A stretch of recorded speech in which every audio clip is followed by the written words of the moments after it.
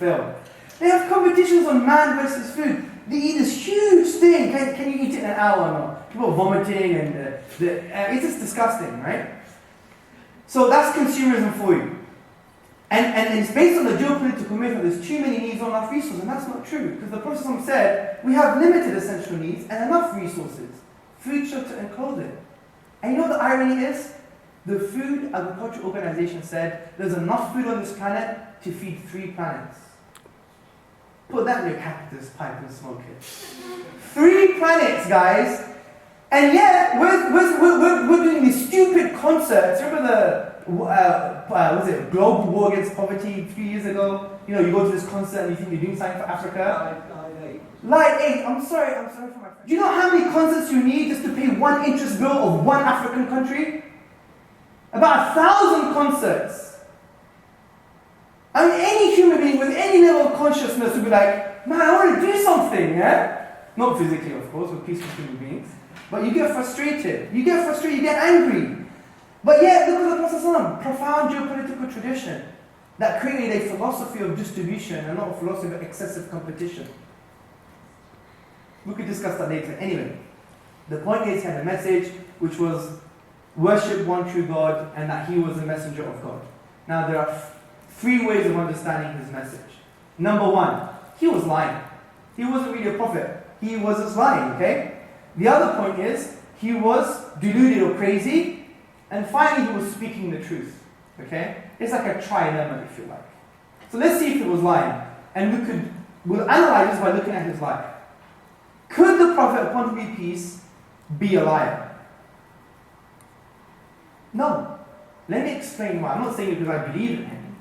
Because it's if you reject Mohammed, upon him be peace, you reject your own mother. I'm telling you.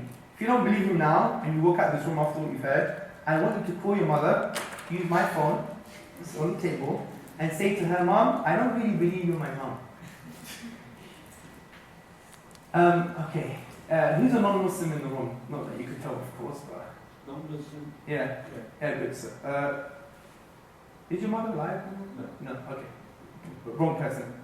Choose one whose mother's alive, just for sensitivities. Yes. Okay, what's your name, man? Caroline. Very nice name. Right. You have a mother?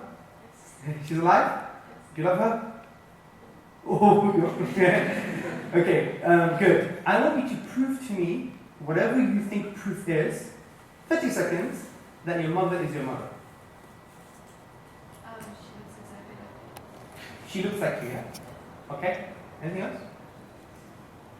Well, she's the only mother I've ever had before. Okay, good. So there's 2 aspects of evidence you gave me. She looks like you, and she's the only mother you had because she said she's your mother, okay? Let me just try and address the first one, that she looks like you. I look Pakistani, right? Am I Pakistani? I'm Greek. So looks can be deceiving, right? I look like my auntie. Does that mean my auntie is my mother? Okay, so that's not really hardcore evidence, isn't it, yeah? Don't, I'm not trying to belittle, because we all believe the same things, by the way. I'm trying to show how weak our proof is, that we can't even justify our mother. Second point, because she told you, because she's been around. Right? That's just testimony, isn't it? So that's the only evidence we have that our mother is our mother. Has anyone got something better to offer? Yes, sir? Our mothers have given birth. Yeah, I know, sir, obviously, but... Photographic proof. Oh, do you have photographic proof? Not on me, But you have photographic proof. I've seen photographic proof. Yeah, but that's really interesting, right? Because you know the photos that you have? How on earth do you know that's you? Did you come out just like the way you are now? You haven't grown at all? I mean, you just popped out just like that? So, it's not proof, is it? It's still testimonial. Someone has to say, oh, that's you, by the way. You don't have any empirical evidence, by the way, that your mom's your mom, by the way. Yeah? We could be here all day. I trust me, I've done this hundreds of times. No one has given me empirical evidence. Now, someone may say DNA. You had that in their mind. Put the hand up. Okay, good. Do you have a DNA certificate at home saying she's your mother? No. Your belief now, conclusively that she's your mother, has nothing to do with DNA. Yes? She nurtured us like no one else did. She nurtured you like no one. Well, you know what? Have you heard about the fox children? Yeah, they do a good damn job. You know, these gorillas are far more motherly than some mothers on this planet. I know, I just pinched a nerve on my back a few days ago. I was lying on the floor for 36 hours. And I was watching David Attenborough and the gorillas and stuff. And it was, you know, gorilla, I'm telling you, yeah. I'm in love with gorillas. I'm telling you. That's why I don't feel bad calling my son a gorilla anymore, yeah. Because they're the most cutest animal. There was this gorilla, right? He was playing with a cat for like years or something, and the cat got run over. And then the carer had to tell him what happened because he knew a bit of sign language. And the gorilla was waiting. I was so, man, I felt like I was crying actually. It was so sad. But anyway, so that's not a good point. No, because gorillas could be as nurturing, and other wolves could be nurturing to humans. Have you heard about the wolf kids who were brought up by wolves and stuff? So that doesn't mean that she's directly your mother, biologically. Yes, Karen. But that's testimony. That's someone else is saying so. Because someone signed it. I mean, I could give you. There you go. I'm good at that. Yeah? I mean, you can write anything. you see my point? You can say what you want. Yes, sir. We have other people who've proven it, like the doctors who, Yeah, but that's his say so, man. But there's more than one person who's experienced. Okay, 3. The midwife, I don't know, the window cleaner, and the doctor. 3 guys. Yes, sir. These testimonies can prove scientifically to the government whether you see the mother. Yeah, I know, but do you believe your mom's your mom because you have that proof? I don't have to have, but I can have. Yeah, exactly. But the point is, I'm talking about your belief now. Do you believe your mom's your mom? But I don't have to have that. I know, you're missing the point. The point is, your belief that your mom's your mom now, not because, oh, one day I can go and get a DNA test. Of course not. It's got nothing to do with that. If the whole world says why she's not your mom, and I'm the only person who believes in it, then I can tell the whole world like, hey, That's a different story. I don't know why you believe in her now, because you know that she's your mother now. because I have this familiar and Yeah, exactly. So, but this is what I'm trying to say, guys. The point I'm trying to say is, it's all testimony. 3 people, 4 people, 5 people, certificate, 6 people, whatever the case may be, is testimony. Now I'm going to argue that there's far more testimony to show the Prophet Muhammad is truthful than your mother is truthful. And this is why walking out the room and rejecting him is like rejecting your own mum. And let me explain why. Let me tell you why he couldn't be lying.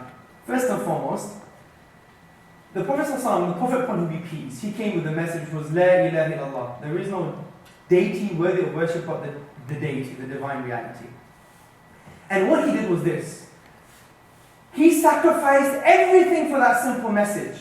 He was tortured. He was boycotted. He was abused. His companions were killed and murdered. The first martyr of Islam was a woman. Her name was Sumayyah. There was a spear from her private part, went right through out of her mouth. That's how she was tortured, okay? His beloved uncle passed away. His companions passed away.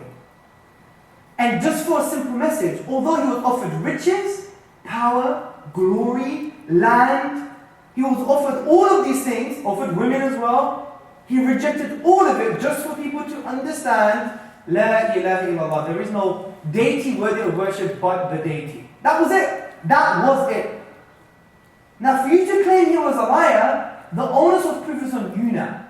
Because he doesn't fit the psychology or the psychological profile of a liar. To claim he lied is to claim that no one has ever spoken a word of truth.